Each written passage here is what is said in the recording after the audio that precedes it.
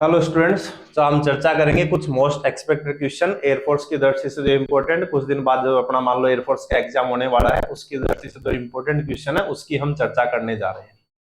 Air force की अगर बात करें पेपर की तो एयरफोर्स के पेपर में 25 क्वेश्चन आते हैं। 25 क्वेश्चन के लिए एग्जाम में केवल 20 मिनट का समय होता है, यानी कि ऑन एवरेज एक क्वेश्चन के लिए अपने पास कितना समय होता है, 48 सेकंड का समय होता है।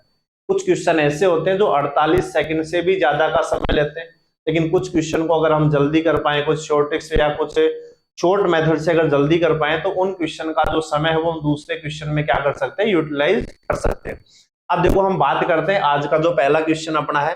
पहला क्वेश्चन अपने पास क्या कहता है, अपने पास इंटीग्रेशन का क्वेश्चन है dx upon x square plus 1। हमें इसका क्या करना है, इंटीग्रेशन करना है।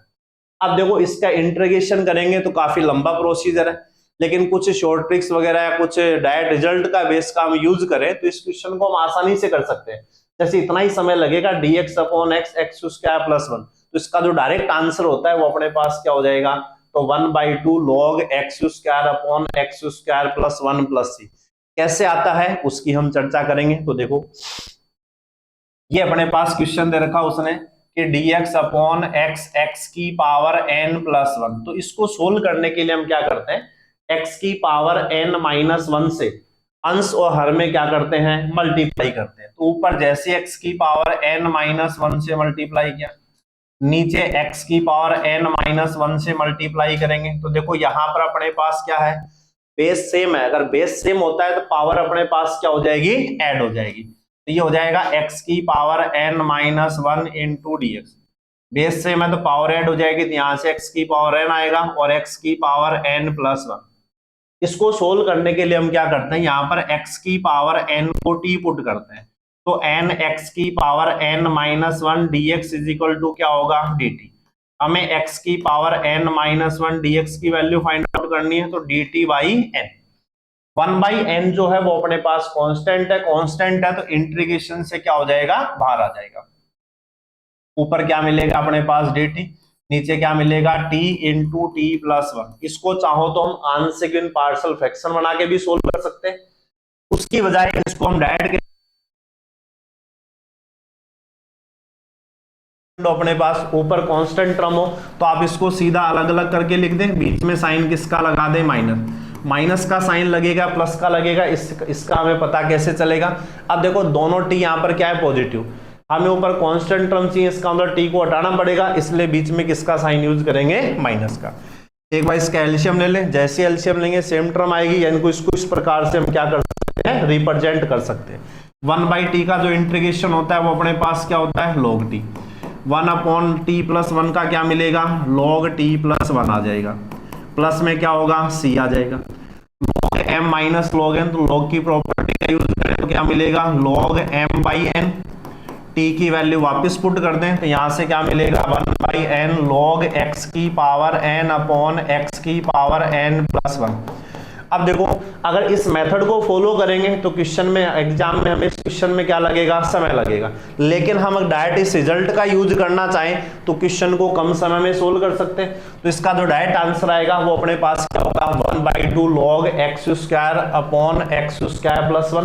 क्योंकि हमने फॉर्मूला भी क्या देखा कि dx upon x into x की पावर n प्लस 1। तो इसका डायरेक्ट जो रिजल्ट होता है वो क्या होता है, 1/n।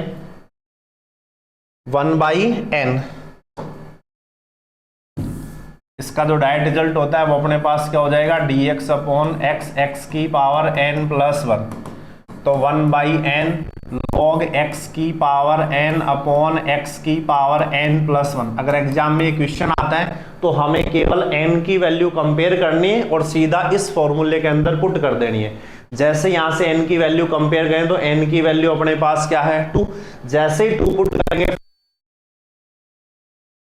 ऑप्शन नंबर फर्स्ट, यानी कि क्वेश्चन में जो 1 मिनट का समय लगता है उसको हम आसानी से 20-25 सेकंड में क्या कर सकते हैं, सोल्व कर सकते हैं मैक्सिमम। ठीक है, इसी में एक दूसरा फॉर्मूला काम आता है। अगर dx अपॉन यहाँ पे x और x की पावर n माइनस 1 हो तो इसको सोल्व करने के लिए हम क्या करते हैं, डायरेक्ट रिजल्ट का यूज करेंगे। इतना सा फर्क है, इसका रिजल्ट क्या होता है, तो 1/n log x की power n minus 1 upon x की पावर n प्लस c।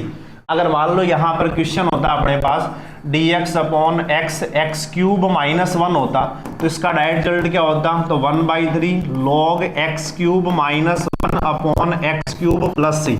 यानी कि डायरेक्ट में n की वैल्यू कंपेयर करनी है और डायरेक्ट ये चेक करना कि कौन सा ऑप्शन अपना मैच होगा। जिस प्रकार का ऑप्शन होगा अपने पास वही अपना क्या हो जाएगा, आंसर आ जाएगा। तो इस प्रकार का होगा तो उसका आंसर अपने पास ये हो जाएगा। ठीक है, तो इस प्रकार के क्वेश्चनों करने के लिए हम डायरेक्ट इन दोनों रिजल्ट का यूज करते हैं। दोनों रिजल्ट का यूज करके काफी समय हम इसमें क्या कर सकते हैं, बचा सकते हैं। नेक्स्ट क्वेश्चन की बात करें। अब देखो नेक्स्ट क्वेश्चन की बात करें तो अपने पास इंटीग्रेशन का क्वेश्चन है। क्या दे रखा है, cos x upon sin x minus 1 into sin x minus 2। तो सबसे पहले इसको सोल्व करने के लिए हम क्या करते हैं, सब्स्टिट्यूट करते हैं। क्या सब्स्टिट्यूट करेंगे, क्या प्रतिस्थापन करेंगे, तो sin x को t पुट कर दें, तो यहां से cos x dx is equal to क्या हो जाएगा, dt। अब देखो ये किस में कन्वर्ट हो गया, तो ऊपर तो अपने पास क्या मिलेगा, dt, अपॉन में क्या मिलेगा, t minus 1 into T minus 2। अब देखो अगर इसको हम आंशिक इन पार्शियल फ्रैक्शन से करते हैं तो समय लगता है, इसके लिए डायरेक्ट रिजल्ट होता है। डायरेक्ट रिजल्ट क्या होता है, देखो पहले फैक्टर को आप इक्वल 0 करो तो यहां से t की वैल्यू क्या आएगी, 1। तो आप इस वाले फैक्टर को छोड़ दो और जो बच गया उसमें t इज इक्वल टू क्या पुट कर दो, 1 पुट कर दो। जैसे ही 1 पुट करूंगा तो यहां से क्या मिलेगा, -1, तो -1 यहां लिख दो। 1 ये वाली टर्म बचेगी t माइनस 1 और 1/t का इंटीग्रेशन क्या होता है, log t आ जाएगा। फिर बीच में किसका साइन यूज करेंगे, प्लस का। इस फैक्टर को इक्वल 0 करेंगे तो t की वैल्यू क्या आएगी, 2। तो इसको छोड़ दो और जो फैक्टर बच गया उसमें t इज इक्वल टू क्या पुट कर दो, 2। तो 2 माइनस 1 1 आएगा और 1/t का क्या होता है, log t आ जाएगा, प्लस c हो गया। log m minus log n क्या होता है, तो log m/n, तो t minus 2 upon t minus 1। अब t की वैल्यू वापस पुट कर दें तो यहां से क्या मिलेगा, log t हमने किसको पुट किया था, sin x को, तो log sin x minus 2 upon sin x minus 1 plus c। कौन सा ऑप्शन मैच हो रहा है, तो ऑप्शन नंबर अपने पास कौन सा मैच हो जाएगा, सी वाला मैच हो जाएगा। तो आप यहाँ पार्शियल फ्रैक्शन का यूज करते हैं, क्वेश्चन लेंथी हो जाएगा, इससे डायरेक्ट रिजल्ट का यूज करो। दो फैक्टर दे रखे हैं, पहले वाले फैक्टर को इक्वल 0 कर दो तो यहाँ से जो t की वैल्यू आएगी वो उस बाद वाले फैक्टर में रख दो। यहां से -1 आया, 1/t माइनस 1 बचेगा, इसका इंटीग्रेशन है log t माइनस 1। का यूज करते हैं, इसको इक्वल 0 करूंगा तो यहां से t की वैल्यू 2 आएगी, वो वैल्यू यहां रख के सोल्व करेंगे तो यहां से 1 मिलेगा और 1/t माइनस 2 का इंटीग्रेशन क्या होगा, तो log t माइनस 2। सोल्व करने पर आंसर ऑप्शन नंबर है सी अपना करेक्ट हो जाएगा। नेक्स्ट वाले की अगर हम बात करें तो देखो आगे हम बात करें कि जो कोचिंग सेंटर अपने पास ये 2007 से स्टेब्लिश है, 2007 से चला रहा है। अब तक कम से कम 3500 प्लस विद्यार्थी जो हैं वो अभी तक नेवी एयरफोर्स में ऑन ड्यूटी है। कितने बच्चों का यहां से पढ़कर सिलेक्शन है हो चुका है। आप भी अपने सुनहरे भविष्य के लिए इसको ज्वाइन करना चाहें तो मोस्ट वेलकम। आगे देखो बात करते हैं इसी क्रम में। अब देखो इस वाले क्वेश्चन की बात करें, 2 sin x plus 3 cos x upon 3 sin x plus 4 cos x। अब देखो इसके लिए डायरेक्ट रिजल्ट का यूज करेंगे, क्वेश्चन जल्दी हो जाएगा। अगर इस क्वेश्चन को हम लॉन्ग मेथड से करेंगे तो काफी ज्यादा समय टेकिंग होता है। अब देखो यहाँ पर डायरेक्ट रिजल्ट की हम बात करें तो रिजल्ट अपने पास क्या होता है, a sin x plus b cos x upon c sin x plus का d cos x into dx। अब इसका देखो इस प्रकार के क्वेश्चन का डायरेक्ट रिजल्ट होता है a इंटू एक्स प्लस का b log हर जो भी डिनोमिनेटर में टर्म है वो एज इट इज आती है। अब यहां पर a की वैल्यू फाइंड आउट करने के लिए हम क्या करते हैं, a को c से मल्टीप्लाई करते हैं प्लस b को d से मल्टीप्लाई करते हैं और c square plus d square. b की वैल्यू फाइंड आउट करने के लिए क्या करते हैं, तो bc minus ad upon c square plus d square. अब देखो वैसे मेथड से करेंगे तो क्या करते हैं, ऊपर वाले फंक्शन को क्या लिखेंगे, a into denominator plus b into denominator का डिफरेंशिएशन, a इंटू हर प्लस b इंटू हर का अवकलन। फिर वहां से साइन और कोस एक्स के जो कोफिशिएंट है उसको कंपेयर करके a b की वैल्यू फाइंड आउट करेंगे, वापस पुट करेंगे, फिर दोनों को इससे डिवाइड करेंगे, बोथ साइड इंटीग्रेशन करेंगे, तब जाके आंसर आएगा। रिजल्ट पता है तो आपको a और b की वैल्यू के लिए फॉर्मूला सीधा ध्यान रखना है, जैसे ही कंपेयर करके वैल्यू पुट करेंगे सोल्व करेंगे आंसर आएगा।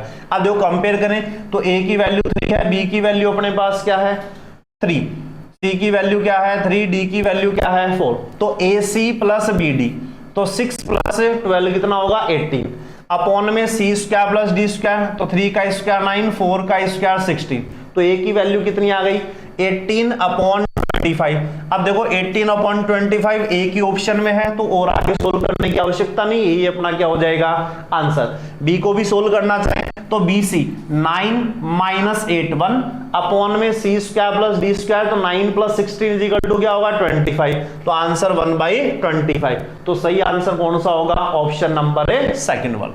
अब देखो इस प्रकार के कॉन्सेप्ट का यूज करके हम क्या कर सकते हैं एग्जाम में समय बता सकते हैं। मेथड को फॉलो करते हैं, कम से कम 1 मिनट से ज्यादा का समय लगता, डायरेक्ट रिजल्ट को फॉलो करेंगे, कुछ सेकंड में अपना क्या हो जाएगा आंसर आ जाएगा। आगे हम बात करते हैं, जब भी इस प्रकार का क्वेश्चन हो, इंपॉर्टेंट क्वेश्चन है एग्जाम के पर्पज से, इस टाइप का क्वेश्चन कई बार एग्जाम में पूछा जाता है, चाहे नेवी हो, चाहे एयरफोर्स हो, एनडी हो, तीनों के अंदर इस प्रकार का क्वेश्चन कई बार एग्जाम में रिपीट हो चुका है। यहां पर फॉर्म क्या होती है px plus q upon root ax plus b, तो हम क्या करते हैं जब रूट के बाहर भी लीनियर फैक्टर हो, अंदर भी लीनियर फैक्टर हो, तो इसको हम क्या कंसीडर करते हैं, क्या सब्स्टिट्यूट करते हैं, तो इसको टी स्क्वायर सब्स्टिट्यूट करके टी स्क्वायर प्रतिस्थापित कर हम इसको क्या करते हैं हल करते हैं। तो बाहर अपने पास रूट में क्या है x प्लस 2, तो यहाँ x प्लस 2 को हम क्या कंसीडर करेंगे टी स्क्वायर, यहां से dx की वैल्यू अपने पास क्या होगी तो 2t into D T, function किस में कन्वर्ट हो जाएगा, तो ये अपने पास 2t इंटू डी टी, यहां से x की वैल्यू निकाल के यहां रखूंगा तो क्या मिलेगा टी स्क्वायर माइनस 2 प्लस 1, तो ये हो जाएगा अपने पास टी स्क्वायर माइनस 1, इसको टी स्क्वायर कंसिडर किया, रूट के बाहर आएगा क्या मिलेगा टी से टी कैंसिल आउट, 2 बाहर आएगा 1 अपॉन एक्स स्क्वायर माइनस ए स्क्वायर का इंटीग्रेशन, तो 1 अपॉन 2a, a की वैल्यू क्या है 1, log t minus 1 upon T plus 1, 2 से 2 कैंसिल आउट होगा, t की वैल्यू जैसे ही पुट करेंगे तो यहां पर वैल्यू क्या आएगी लॉग मॉड के अंदर रूट में x plus 2 minus 1 upon root x plus 2 plus 1, कौन सा ऑप्शन मैच हो रहा है, तो ऑप्शन नंबर अपने पास जो सी वाला है वो अपने पास क्या हो जाएगा मैच हो जाएगा। ठीक है, तो सही आंसर ऑप्शन नंबर है सी आ जाएगा। बी वाला ऊपर माइनस है नीचे प्लस है, तो ऑप्शन नंबर कौन सा करेक्ट होगा बी वाला। आगे हम बात करें, इस प्रकार की बात करें, ऐसा क्वेश्चन भी अक्सर एग्जाम में रिपीट होता है, तो dx upon a sine x plus b cos x into d x, तो इसका डायरेक्ट रिजल्ट क्या होता है 1 upon root a square plus b square, log mod के अंदर tan x by 2 plus alpha by 2 plus c, where alpha is equal to क्या होता है तो tan inverse b by a। अब देखो यहां से एक चीज का विशेष तौर पे ध्यान रखना, साइन को बाद में लिखा हो कोस को पहले लिखा हो, तो आप ये गलती मत करना, हमेशा साइन का जो कोफिशिएंट गुणांक है वही ए का काम करेगा, कोस का जो गुणांक है वो हमेशा किसका काम करेगा बी का काम करेगा। तो यार कंपेयर करें तो ए की वैल्यू क्या है √3 और बी की वैल्यू क्या है √3 का स्क्वायर 3 प्लस 1 4, 4 का स्क्वायर रूट कितना होगा 2, तो ये 1/2 आ गया, log tan x by 2 plus alpha by 2, alpha is equal to tan inverse b by a, b की वैल्यू कितनी है अपने पास 1, a की वैल्यू कितनी है √3, tan इनवर्स 1/√3 कब होता है 30 डिग्री पे, 30 को क्या लिख सकता हूं पाई बाई 6, पाई 2 भी आएगा यहां होगा सी, तो कौन सा ऑप्शन मैच हो रहा है तो पाई बाई 12 इसी ऑप्शन नंबर सी में, तो correct answer option number A C हो जाएगा। तो इस प्रकार के जो क्वेश्चन है एग्जाम में इन रिजल्ट का हम यूज करके क्वेश्चन को हम क्या कर सकते हैं आसानी से जल्दी सोल्व कर सकते हैं, समय बचेगा। इनका ये दूसरे क्वेश्चन में करेंगे तो एयरफोर्स में अपने पास जो 25 क्वेश्चन आते हैं उसमें मैक्सिमम क्वेश्चन अटेंड कर पाएंगे और अपना जो रिजल्ट है वो बेहतर बना पाएंगे। ठीक है, इसी के साथ इसको ही समाप्त करते हैं, आगे नेक्स्ट इसी प्रकार की अगली क्लास लाते रहेंगे जिसमें और शॉर्ट ट्रिक्स का यूज करेंगे, एग्जाम से रिलेटेड पैटर्न जो क्वेश्चन पूछे जाते हैं उससे रिलेटेड जिस प्रकार के भी क्वेश्चन होंगे वो आपके बीच में रखते रहेंगे। Okay, thank you.